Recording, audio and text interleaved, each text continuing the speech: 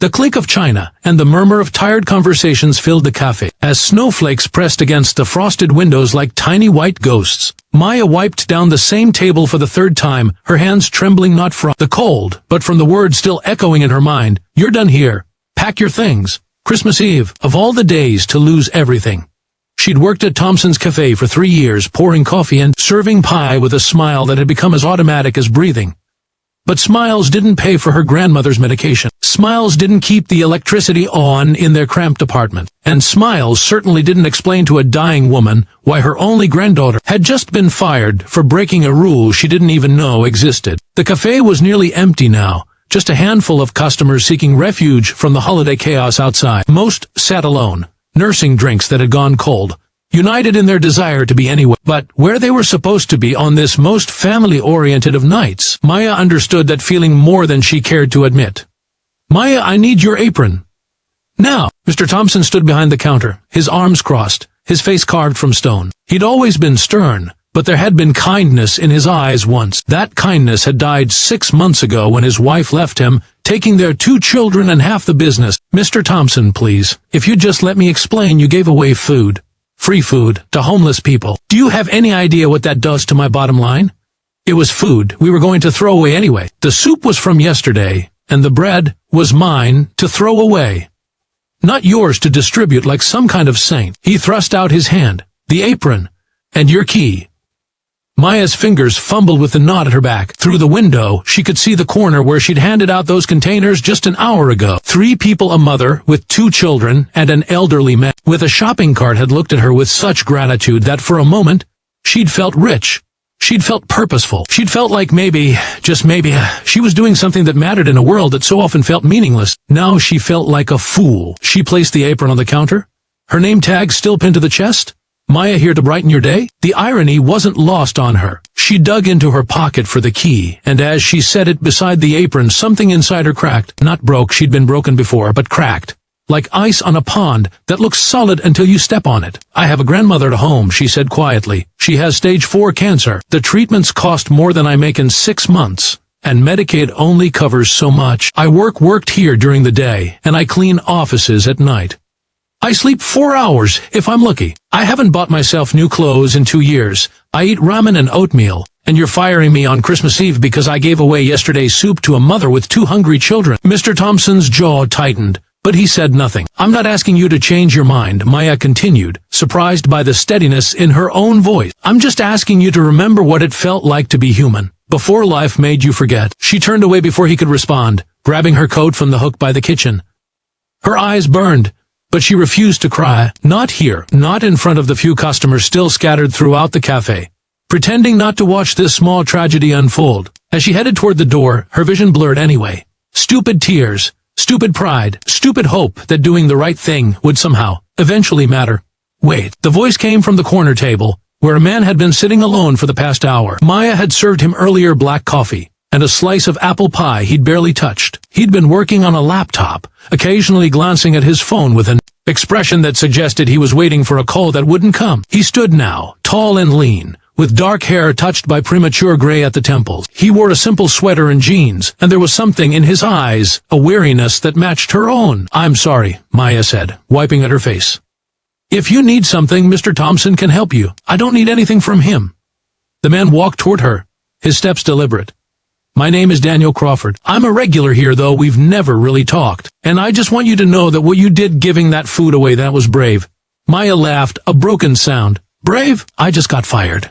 "Exactly." Daniel stopped a few feet away. "You knew the risk, and you did it anyway. That's the definition of courage. Courage doesn't pay my bills. No, it doesn't." He paused, seeming to weigh his words. "But it says something about who you are. And right now that matters more than you know." Mr. Thompson cleared his throat loudly from behind the counter. "Crawford, if you're done with your coffee, I'd like to buy this café." The words hung in the air like snow that hadn't yet decided whether to fall or float. Maya blinked. Mr. Thompson stared. Even the other customers looked up from their drinks. "Excuse me," Thompson said, "I'd like to buy this café. I know you've been considering selling. I heard you talking with the real estate agent last week. I'm prepared to make you an offer significantly above market value, but I have conditions." Thompson's face shifted through several emotions: surprise, skepticism, interest. "What kind of conditions?" "First, Maya gets her job back. with a raise, and full benefits. Now wait just a minute. Second, we implement a program where food goes to local shelters and organizations that help the homeless. Properly organized, legally covered, all above board. Maya's heart was pounding so hard she could hear it in her ears. This couldn't be real. People like Daniel Crawford didn't just appear out of nowhere to save failing waitresses on Christmas Eve. Who are you? She whispered. Daniel turned to her, and for the first time, she saw something beyond the wariness in his eyes, a flicker of pain, of memory, of ghosts that looked suspiciously like her own. I'm someone who understands what it's like to be hungry, and I'm someone who has more money than I know what to do with since my wife died. The words were simple, but they landed with weight. Maya understood immediately this wasn't about charity or heroics. This was about a man trying to find meaning in a world that had taken something irreplaceable from him. I'm sorry, she said softly. Don't be. She would have liked what you did today. Sarah always said that kindness was the only currency that mattered. He smiled, sad and distant. We used to volunteer at shelters together. Then she got sick, and I got focused on making money to save her. Bought a tech company, sold it for more than any person needs. But I couldn't save her, and now I have all this money and no one to share it with except my son, who barely speaks to me because I was never home while his mother was dying. The cafe had gone completely silent now. Even Thompson seemed frozen, his hand still resting on Maya's discarded apron. So yes, Daniel continued, I'd like to buy this cafe. I'd like to turn it into something my wife would have been proud of, a place that feeds people, all people, regardless of what they can pay. And I'd like Maya to help me do it if she's willing. Maya felt something shift inside her chest, like a door she'd welded shut suddenly creaking open. Why me? Because you saw hungry people, and your first instinct was to feed them. Even though it cost you everything. Because that's exactly the kind of person I need to help me remember what matters. He held out his hand. What do you say? She looked at his outstretched hand, then at Mr. Thompson, whose face had gone pale. She thought about her grandmother at home, probably asleep in her chair, the television casting blue light across her hollowed features. She thought about the mother with 2 children, the elderly man with the shop cart, the countless others who moved through the world invisible and hungry. I say Maya took his hand. I say yes, but on one condition. Daniel raised an eyebrow. Which is? Your son. Whatever's broken between you, you fix it, starting tonight. Something flickered across Daniel's face. Surprise, fear, hope. I don't know if you'll call him right now. Tell him you're sorry. Tell him you love him. Tell him you're trying to be better. Maya squeezed his hand. Because I'm watching my grandmother die. And I would give anything for one more real conversation with my mother. Your son still has you. Don't waste that. For a long moment, Daniel just stared at her. Then, slowly, he nodded and pulled out his phone. His hands shook as he scrolled through his contacts. He pressed call and lifted the phone to his ear. It's ringing, he whispered. Good, Jake. Daniel's voice cracked. It's Dad. I know I'm the last person you want to hear from right now, but I'm calling to say I'm sorry. I'm sorry. I wasn't there when you needed me. I'm sorry I let work become more important than you and your mother. I'm sorry I've been so lost in my grief that I forgot you were grieving too. He paused, listening. I'm at Thompson's Café. Would you consider coming here? I know it's Christmas Eve, and you probably have plans, but I need to tell you something important. Maya watched as tears rolled down Daniel's cheeks. She'd been wrong earlier. He wasn't like her. He had more to lose, which somehow made his pain even more profound. Thank you, Daniel breathed into the phone. Thank you, Jake. I'll be here.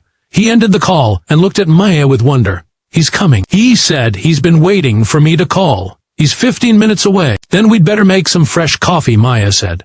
Mr. Thompson finally found his voice. So that's it. You're just going to buy my cafe, just like that? Daniel wiped his eyes and turned to face him. Just like that. My lawyer can have papers drawn up by tomorrow. You'll have your money by the end of the week. I suggest you use some of it to take a long vacation and figure out who you want to be when you come back. Thompson's mouth opened and closed. Then, without a word, he untied his own apron and set it on the counter. He walked to the back office, returned with his coat, and headed for the door. As he passed Maya, he stopped. For what it's worth, he said quietly, you were the best employee I ever had. And the soup thing, Sarah, my wife, she would have done the same thing. That's probably why it made me so angry. Then he was gone, disappearing into the snowy night. Maya turned to Daniel. What just happened? I think we just bought a cafe. Merry Christmas, she laughed, and this time it didn't sound broken. Merry Christmas. They spent the next 15 minutes preparing for Jake's arrival. Daniel made coffee while Maya cleaned up the remaining tables. The few customers who'd witnessed everything quietly paid their bills and left. their faces marked with something that looked like hope, as if they'd just seen proof that miracles could still happen in ordinary places. When the door opened again, a young man stepped inside, 19 or 20, with his father's dark hair and his mother's gentle eyes. He stopped when he saw Daniel, and for a moment, neither of them moved. "Hi, Jake," Daniel said. "Hi, Dad. I got you coffee. 2 sugars, extra cream, just how you like it." Jake's expression softened. "You remembered." "I remember everything. I just forgot how to show it." Daniel gestured to a table. "Will you sit with me?" As father and son sat down, speaking in low voices punctuated by long silences and sudden embraces, Maya stepped back into the kitchen. She pulled out her phone and called home. "Grandma, it's me. Yes, I know it's late. I just wanted to tell you that something amazing happened today. No, I can't explain it all now. I just wanted you to know that we're going to be okay. Better than okay. And I'm coming home soon with Chinese food from that place you like." "Yes, on Christmas Eve. Because we're celebrating." When she hung up, Daniel was standing in the kitchen doorway. Jake sat at the table, scrolling through his phone, but with a small smile on his face. "Thank you," Daniel said, "for what you said about calling him. I've been too scared to reach out for months. I convinced myself he hated me." "Fear makes us stupid," Maya said. "Trust me, I'm an expert." "So what happens now?" Maya looked around the kitchen at the industrial stove and the prep station and the walk-in freezer. She thought about what this place could become. Not just a cafe, but a refuge, a place where people could come in from the cold, literally and figuratively, and find warmth. "Now we get to work," she said. "We figure out how to feed people who are hungry, employ people who need jobs, and create something that matters. It won't be easy. Nothing worth doing is.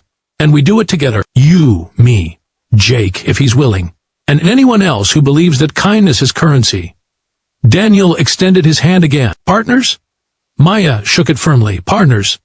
Through the window, snow continued to fall, blanketing the city in white. Tomorrow, on Christmas morning, the streets would be full of people exchanging gifts and sharing meals, celebrating traditions that connected them to something larger than themselves. But here, in this small cafe on this Christmas Eve, something different was being born, not a tradition, but a promise. A promise that doing the right thing still mattered, that courage could be rewarded, that broken people could heal each other, that second chances weren't just fairy tales told to children but real possibilities, available to anyone brave enough to reach for them. As Maya locked the door behind them and stepped out into the snowy night, her phone buzzed with a text from her grandmother. "Hurry home. I want to hear about your amazing day." Maya smiled, zipped up her coat, and walked toward the subway. Tomorrow, she'd come back to begin the real work of transforming Crawford's their cafe into something beautiful. But tonight, she was going home to her grandmother, to share Chinese food and impossible stories, to remind herself that even in the darkest moments, light could break through in the most unexpected ways. Because sometimes, the end of one thing is just the beginning of something better. Sometimes, being fired is the best thing that can happen to you. And sometimes, a single act of kindness witnessed by the right person at the right time can change everything. Merry Christmas. Maya thought as snowflakes caught in her hair. Merry Christmas indeed.